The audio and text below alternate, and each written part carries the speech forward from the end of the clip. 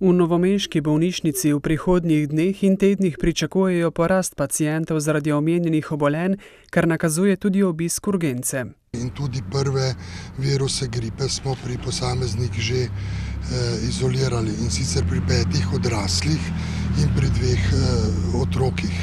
V porodnišnici je dovoljen obisk porodnice in novorojenca le najožjim svojcem, a največ 1 do 2 osebama dnevno. Na otroškem oddelku so obiski omejeni na 1 odraslo osebo preko celega dneva in na še 1 osebo v času obiskov.